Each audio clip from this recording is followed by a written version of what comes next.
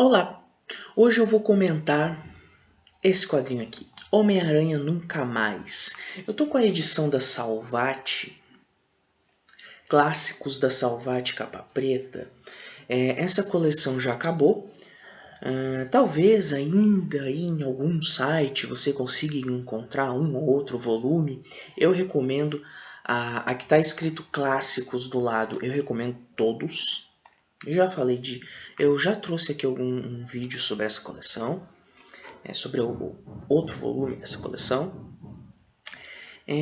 Mas a história Homem-Aranha Nunca Mais, que é a que está na capa, e que serviu de inspiração para o segundo filme do personagem, essa história é a última história desse encadernado. Esse encadernado compila as edições 44 a 50 da revista The Amazing Spider-Man dos anos 60. A primeira revista do Homem-Aranha. Aqui nós temos Stan Lee e John Romita. O Homem-Aranha foi criado pelo Stan Lee e pelo Steve Ditko. Só que aqui o Steve Ditko já tinha dado fora pelo simples fato de que ele recebia mal e não gostava do método do Stan Lee, e só o Stan Lee parecia ter reconhecimento nas coisas, o que era uma puta de uma sacanagem. Então entrou o John Romita pai. O John Romita filho depois viria até a desenhar o Homem-Aranha também. Mas o John Romita pai, né, o John Romita senhor, esse fez história.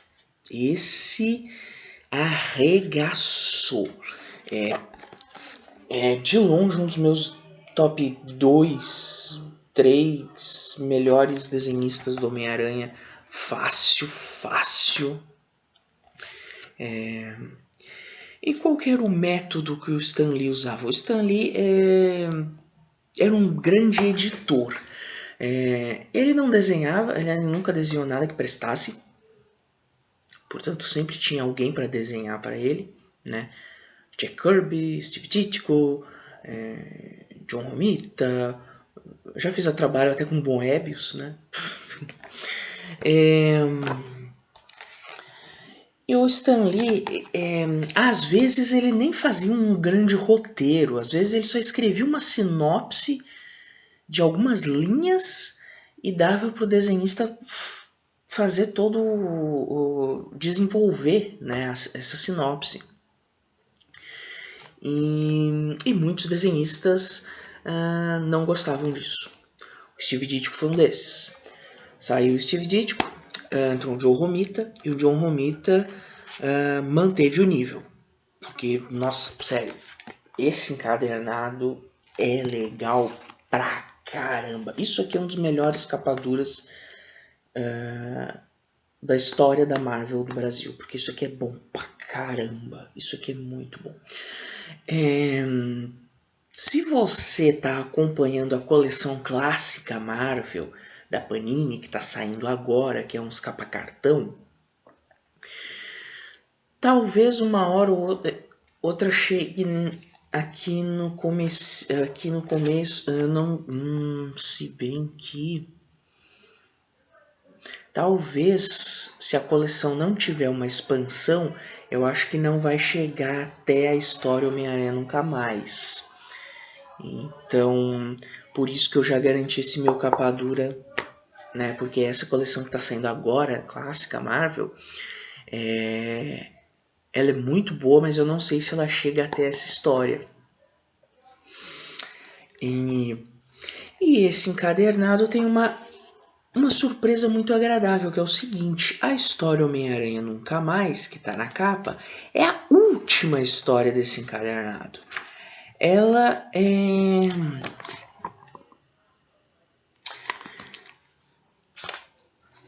é apenas uma das histórias que tem aqui. É a última desse encadernado. Não é o encadernado inteiro. Tá? Por que eu digo que isso é uma grata surpresa? Porque se fosse só a história Homem-Aranha Nunca Mais, esse encadernado aqui teria a grossura de um palito. porque a história Homem-Aranha Nunca Mais é fininha, é uma história de uma ediçãozinha só, sabe? Então que bom que esse encadernado trouxe mais histórias que se passam antes. E você tem alguns inimigos tradicionais do Homem-Aranha: Lagarto, Abutre, Kraven o Caçador. E a história Homem-Aranha Nunca Mais propriamente dita introduz pela primeira vez o vilão Rei do Crime. Esse vilão gordinho. Eu gosto quando personagens gordinhos são relevantes para as histórias, porque eu me sinto representado. Assim, eu gosto quando tem personagem gordinho que é importante, que não tá lá só para morrer, sabe? Eu gosto quando o personagem gordinho tem algum destaque. Isso eu acho bom. E quem assistiu o filme, né, que se baseia em Homem-Aranha Nunca Mais, se baseia bem levemente, tem a famosa cena que ele sai andando na rua, na chuva, e deixa o uniforme para trás. O filme, eu não achei tão bom assim. Eu já assisti mais de uma vez esse filme. Eu lembro de ter assistido no cinema na época. Depois eu assisti de novo. E assim, é um filme razoável, mas eu acho assim que já tem filmes de super-herói muito melhores, muito melhores. A começar pelo fato de que eu gostaria de ter visto o vilão do filme, Dr. Octopus, fazendo mais vilanices, fazendo mais maldades. Eu gostaria de ter visto isso. E o filme não mostra muito isso, a não ser lá quando já tá perto do final. Eu não me importo de ter mudado o vilão do quadrinho pro vilão do filme. Não sei. Homem-Aranha, o que não falta para Homem-Aranha é vilão. Bom, então, não sei, tanto faz. Outra coisa também, no filme, isso não é explicado, mas parece como chega uma cena, tem a cena do elevador no filme. A cena do elevador acontece porque o Homem-Aranha não tá conseguindo escalar a parede. E, cara, eu não gosto. Eu não gosto das piadas do filme. Não gosto. Não gosto. Assim, a cena do elevador, tipo, putz, não. Pra mim não é o tipo de humor que eu gosto de assistir. E no quadrinho, o Homem-Aranha em nenhum momento ele deixa de escalar as paredes, em nenhum momento ele deixa de soltar a teia. Não, ele simplesmente para porque ele quer parar, não porque ele deixa de se equilibrar. E eu acho que isso deveria ter ficado mais explícito no filme. O motivo que faz o Homem-Aranha voltar no quadrinho é porque ele salva um senhor de idade que lembra o tio Ben, né? O tio dele que morreu. Ele salva um senhor que lembra o tio Ben e ele decide voltar a ser Homem-Aranha. No filme, é porque ele tem que salvar a pessoa que ele ama. Tudo bem. Uma mudança que ele tá indo salvar uma pessoa. Essa mudança também não me incomodou nem um pouco. Em todo caso, não é um filme ruim, mas eu também não acho nenhuma maravilha. O quadrinho eu acho uma maravilha. Aliás, toda a fase Stan Lee, Steve Ditko, Stan Lee, Steve Ditko, Stan Lee e John Romita Toda essa fase anos 60 do Homem-Aranha é sensacional, é maravilhoso, assim. Daquele monte de herói que foi criado nos anos 60, Quarteto Fantástico, X-Men, Hulk, Thor, Homem de Ferro, Homem-Aranha, Doutor Estranho, toda essa leva gigantesca que foi criada nos anos 60, para mim o que melhor foi escrito foi o Homem-Aranha.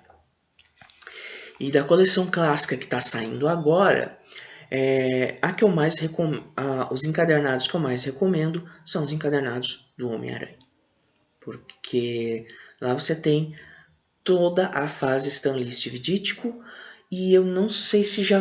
E eu tô na dúvida se vai pegar aí pelo menos o comecinho da fase que entra o John Romita. Não tenho certeza.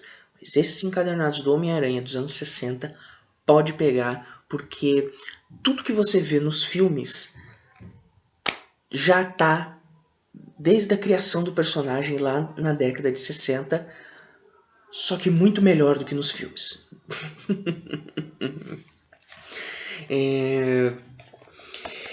Então essa fica aqui a minha recomendação máxima.